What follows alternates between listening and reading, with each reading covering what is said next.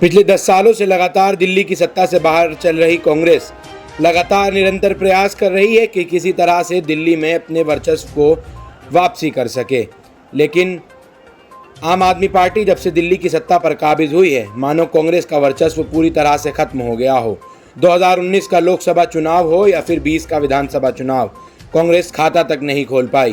2022 के निगम चुनावों में पहले से भी कम सीटें कांग्रेस को मिल पाईं।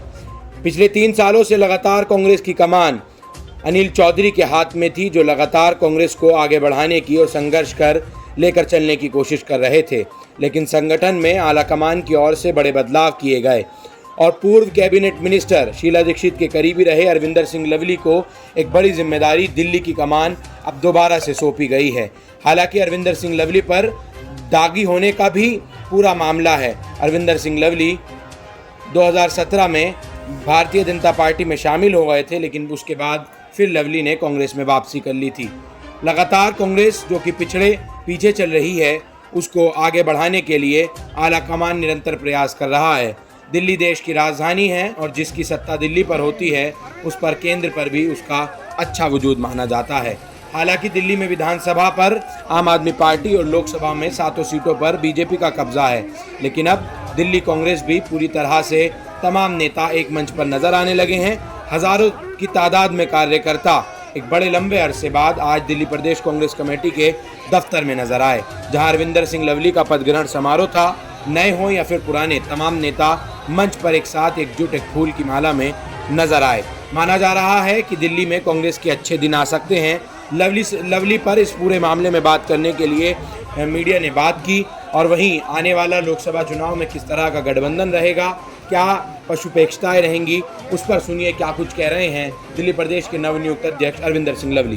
मुझे आपके पत्रकार भाई ने सवाल पूछा कि आप पिछली बार अध्यक्ष बने थे, आपने ही पूछा था ना, तो आप पिछली बार अध्यक्ष बने थे तो क्या माहौल था और आज अध्यक्ष बने तो क्या माहौल है।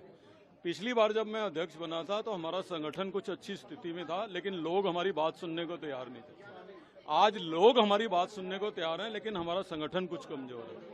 तो हमारी प्रायोरिटी प्रत्येक कांग्रेस जन की संगठन को मजबूत करने का। और जिसको आप कह रहे हैं कि आपने स्टेज सजा लिया, ये पहला स्टेप है संगठन को मजबूत करने के लिए कि 5 साल के अंतराल के बाद पहली मर्तबा आपने कांग्रेस के वर्कर का जोश और कांग्रेस की लीडरशिप को एक मंच पे देखा होगा।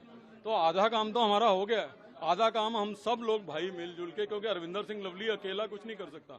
कोई कहे कि अरविंदर सिंह लवली अध्यक्ष बन गया तो जादू हो जाएगा, ऐसा नहीं होने वाला। हम सब लोग मिलजुल के, तमाम लीडरशिप मिलजुल के, और मैं मंत्री रह चुका हूँ, अध्यक्ष रह चुका हूँ, और मैं लीडरशिप का राहुल जी का, खड़गे साहब का, सोनिया जी का, सबका धन्यवाद करना चाहता हूँ, उन्होंने मुझे मौका दिया है। तो मैं अध्यक्ष बनने के लिए अध्यक्ष नहीं बना हूँ, अपनी लीडरशिप को, अपने कांग्रेस के वर्कर को कुछ डिलीवर करने के लिए बना हूँ। तो इसलिए मैं कोई यूनिलैटरली कोई डिसीजन नहीं लेने वाला हूँ।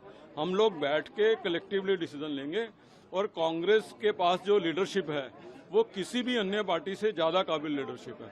और जब हम लोग सब इकट्ठा मूव करेंगे और दिल्ली के लोगों की आवाज़ उठाने में कोताही नहीं बरतेंगे, और मैं बार बार कह रहा हूँ कि दिल्ली के लोगों की आवाज़ किसी के भी खिलाफ उठानी पड़ेगी तो हम उठाएंगे, और हम मजबूती के साथ जब ये लड़ाई लड़ेंगे तो कोई कारण नहीं है कि कांग्रेस के सुनहरे दिन ना लौटे। आपने ये बात